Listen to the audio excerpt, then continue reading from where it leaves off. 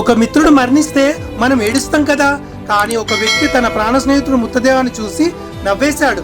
ఈ దృశ్యాన్ని చూసిన ఒక వృద్ధుడు ఆశ్చర్యపోయాడు. మీరిద్దరు మంచి ప్రాణ స్నేహితులు కదా, మీ స్నేహం ఎన్నో గ్రామాలకు ఆదర్శం.